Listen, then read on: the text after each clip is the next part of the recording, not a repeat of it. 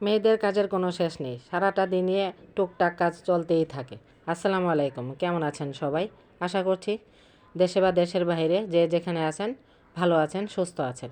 আমিও আলহামদুলিল্লাহ আপনাদের দোয়ায় ভালো আছি। নতুন পুরাতন সকল ভাই বোনদের প্রতি আমার একটি অনুরোধ রইল, ভিডিওটি দেখা শুরু করে প্লিজ একটা লাইক দিয়ে সম্পূর্ণ ভিডিওটা দেখে নেবেন। নতুন বন্ধুদের প্রতি আমার অনুরোধ, ভিডিওটি দেখে একটা লাইক দিয়ে আমার চ্যানেলটিকে সাবস্ক্রাইব করে আমাকে সাপোর্ট করবেন। আর পুরাতন বন্ধু যারা আছেন, অলরেডি সাপোর্ট করেছেন, তাদেরকে অসংখ্য অসংখ্য ধন্যবাদ। আজ সকাল সকাল ঘুম থেকে উঠে ফজরের নামাজ পড়ে 2 মেয়ের জন্য টিফিন তৈরি করতে রান্নাঘরে চলে এলাম। একজনের জন্য ফ্রেঞ্চ টোস্ট, আরেকজনের জন্য ঝাল এগ টোস্ট।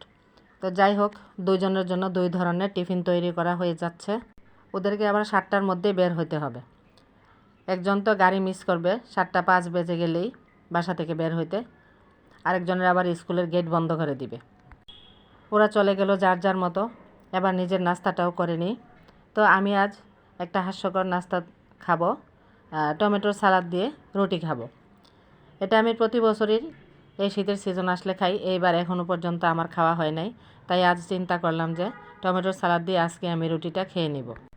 কারা কারা আমার মতো এমন টমেটোর সালাদ দিয়ে রুটি খেতে পছন্দ করেন বা খান, আমাকে একটু জানাবেন। টমেটোর সালাদ দিয়ে রুটি খেতে তো খুবই মজা লাগে। সব সময় তো আমরা ডিম ভাজি, সবজি ভাজি অথবা আলু ভাজি দিয়ে রুটি খাই, কিন্তু আজ আমি সালাদ দিয়ে খাচ্ছি, ভালোই লাগছিল, মজা। একটু টক টক কাঁচা পেঁয়াজ এবং কাঁচামরিচ, ধনেপাতার সেন্ট ভালো লাগে। নাস্তা খাওয়াটা হয়ে গেলে আবার দুপুরে রান্নার জন্য তৈরি হতে হবে। মাছটাকে ভালো মতো ধুয়ে নিয়েছি, লবণ দিয়ে বারবার করে ভালো মতো পরিষ্কার করে ধুয়ে নিয়েছি। এবার আমি হলুদ এবং লবণ মেখে দিয়ে 5 মিনিটের জন্য রেখে দিব। তো আজ আমি মাছগুলোকে সিমের বিচি দিয়ে রান্না করব। সিমের বিচিগুলোকে কয়েকদিন আগেই বেশি করে নিয়ে এসেছিলাম, এগুলোকে 2-3 ঘন্টা পানিতে ভিজিয়ে তারপরে খোসাটাকে ছাড়িয়ে আমি ডিপ ফ্রিজে রেখেছি। তো সিমের বিচিটাকেও আমি 2-3 ঘন্টা আগে বের করে নিয়েছি, এটাও বরফ ছেড়ে দিয়েছে। চুলায় একটা প্যান বসিয়ে পরিমাণ মতো তেল দিয়ে প্যানটাকে ভালো মতো গরম করে নিয়ে মাছগুলোকে দিয়ে দিচ্ছি।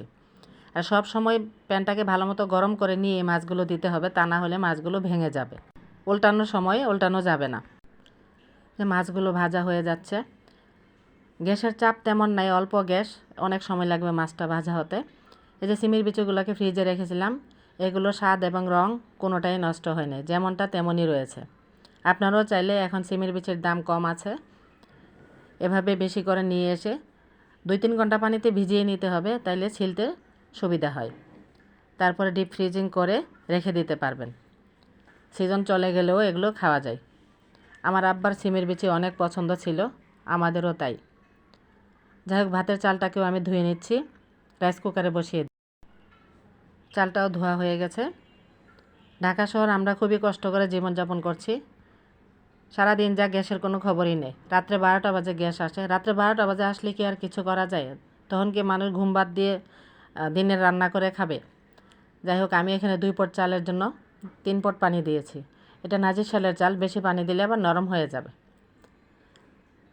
চুলায় একটি পাতিল বসিয়ে সেখানে আমি সিমের বিচির তরকারিটা রান্না করে নেব। 1 চামচ রসুন বাটা দিয়ে একটু কষিয়ে নিয়ে এখানে একটু কিছুটা পরিমাণ পানি দিয়ে দিচ্ছি। শুকনো মশলাগুলো তেলের উপর পড়লে অনেক সময় পুড়ে যায়, যার জন্য আমি একটু পানি দিয়ে শুকনো মশলাগুলো দিয়ে দিচ্ছি। 1 চা চামচ করে হলুদ গুঁড়া, মরিচ গুঁড়া, জিরা গুঁড়া এবং ধনে গুঁড়া, পরিমাণ মতো লবণ দিয়ে মশলাটাকে ভালো মতো কষিয়ে নিব। মশলাটাকে ভালো মতো কষিয়ে নিয়ে তারপরে সবজিটাকে দিয়ে যদি ভালো মতো কষিয়ে রান্না করা হয়, তাহলে সেই তরকারি খেতে খুবই মজা হয়। এই যে সিমের বিচিগুলো দেখুন, কালারটা কোনোভাবেই নষ্ট হয় নাই, এটা স্বাদও ঠিক আছে, খুবই সুন্দরভাবে সিদ্ধ হয়ে যাবে। যে বিচিগুলোকে ভালো মতো কষিয়ে নিয়ে কিছুটা পরিমাণ ঝোল দিয়ে আরও কিছুক্ষণ রান্না করে নিব, তাহলে বিচিগুলো সিদ্ধ করা হয়ে যাবে। এ পর্যায়ে আমি এখানে 2টা টমেটো দিব। তো টমেটোগুলোকে কেটে নিয়েছি, এগুলোকে দিয়ে দিচ্ছি। মাছটাকেও এটার সাথেই দিয়ে দেব। টমেটো যেহেতু আমরা কাঁচাই খেতে পারি, এটা মাছের সাথে দিলেই হয়ে যাবে, তাইলেই সিদ্ধ হয়ে যাবে, বেশি সময় লাগবে না। ফ্রিজে রাখা সিমের বিচি দিয়ে রান্না করার কারণে এটার স্বাদ এবং কালার কোনো প্রকার ভিন্ন রকম নাই, দেখতে খুবই সুন্দর হয়েছে, মনে হচ্ছে যেন একদম ফ্রেশ সিমের বিচি দিয়ে রান্না করেছি। তরকারিটা আমার হয়ে গেছে। আমি একটু ঝোলঝুলি রাখবো, কারণ এটা চুলা থেকে নামিয়ে নিলে ঝোলটা বিচিগুলো টেনে নিবে। এখন সিমের বিচির দাম কম আছে, বেশি করে নিয়ে এসে ফ্রিজে রেখে দিলে পরে খাওয়া যাবে। তরকারিটা হয়ে গেছে। এ পর্যায়ে আমি ধনেপাতা দিয়ে চুলা থেকে নামিয়ে নিব। সিমের বিচির তরকারি যদি আমি এইভাবে মাছ দিয়ে রান্না করি তাহলে আমার বাসার সবাই খুবই মজা মজা করে খায়। আমার আব্বুর অনেক পছন্দ ছিল সিমের বিচির তরকারি। যাই হোক, আমার আব্বু নেই এখন দুনিয়াতে। তরকারিটা দেখলে বাবার কথা মনে পড়ে যায়। সবাই আমার আব্বুর জন্য দোয়া করবেন, আল্লাহ যেন ওনাকে বেহেশত নসিব করেন।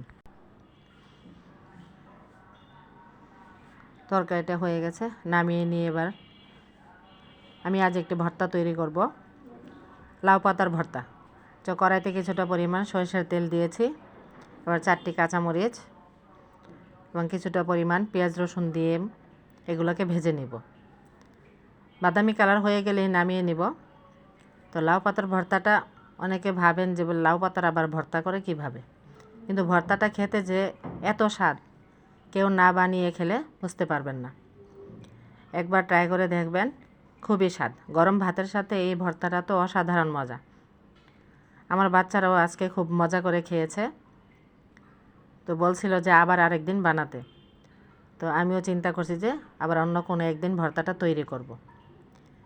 পেঁয়াজ রসুনটা নামিয়ে নিয়ে পাতাটাকেও আমি এই যে ভাপ দিয়ে আবার একটু ভেজে নিলাম। তবে এটাকে আমি হাতেই বানাবো, পাটাই করব না, পাটায়ও বেটে করা যেত। তো আমি আজ এটাকে হাতেই করে নিব। এই ভর্তাটা খেতে যে এত মজা, সব সময় মাছ মাংস দিয়ে খেতে ভালো লাগে না, বা মাছ মাংস তরকারির সাথেও যদি একটি ভর্তা থাকে তাহলে তো অনেক মজা লাগে। আবার সামনে রোজা আসতেছে, তখন সেই সময় তো তেমন একটা ভাত খাওয়া যায় না বা ভালো লাগে না। ইফতারি খেয়ে তো আমাদের পেট ভরে যায়। তো তখন যদি একটু ভর্তা থাকে সাথে তাহলে তো আর কোনো কথা নেই, ওই দিন খুবই মজা করে ভাত খাওয়া যাবে। আমরা যে সকল শাক সবজি দিয়ে তরকারি রান্না করি বা ভাজি করি, তো এগুলো দিয়েও কিন্তু চাইলে আমরা ভর্তাও তৈরি করে নিতে পারি, এবং অলরেডি আমরা ভর্তা করিও। তো সবাই তো ভর্তা বানাতে পারে, ভর্তা দিয়ে ভাত খেলে তো সেই স্বাদ লাগে। যাই হোক, সামনে রোজার মাস আসতেছে। রোজার মাসে তো সারাদিন রোজা রেখে সন্ধ্যায় ইফতারি করে আর তেমন কিছু খাওয়া যায় না। তো সেই সময় যদি সাথে একটি ভর্তা থাকে তাহলে পেট ভরে সুন্দর করে ভাত খাওয়া যায়। দেখতে দেখতে শীত চলে যাচ্ছে, সুন্দর সুন্দর সবজিগুলোও শেষ হয়ে যাচ্ছে। পছন্দ মতো সবজি আর গরমের সময় তেমন পাওয়া যাবে না। আমরা নতুন পুরাতন যত বন্ধুরা আছি কেউ কাউকে হিংসা করব না, সবাই সবাইকে সাপোর্ট করে যাব। একজন আরেকজনকে সাপোর্ট করলে কারো কোনো কিছু কম পড়বে না। আমার বন্ধুদের মধ্যে অনেকেই জানেন যে আমি সম্পূর্ণই একা। আমার সবগুলো কাজ আমার একাই করতে হয়। হাট বাজার থেকে ধরে যা কিছু আছে সবগুলোই আমি একাই করি। সবগুলো কাজ গুছিয়ে নিয়েছি। এবার স্কুলে যাব, মেয়েটারও ছুটি হয়ে যাবে 1টার দিকে, মেয়েটাকে আনতে হবে। ঢাকা শহরের যে অবস্থা, মেয়েদেরকে তো একা ছাড়াই যায় না, সাথে সাথে থেকেও রক্ষা করা মুশকিল। মানুষগুলি কেমন যেন হয়ে গেছে। আপনাদের সাথে গল্প করতে করতে আমার সবগুলো কাজ কমপ্লিট করা হয়ে গেছে। এবার বেরিয়ে যাব, চলে এসে গোসল করব, নামাজ পড়ব। মেজো মেয়েটা আবার ভার্সিটি শেষ হলে বাসায় আসার পথে টিউশনি করে তারপরে রাত্রে বাসায় ফিরবে। যাই হোক, আমাদের সবার জন্য দোয়া করবেন। আমিও আপনাদের সবার জন্য দোয়া করি। ভালো থাকবেন, সুস্থ থাকবেন। আল্লাহ হাফেজ।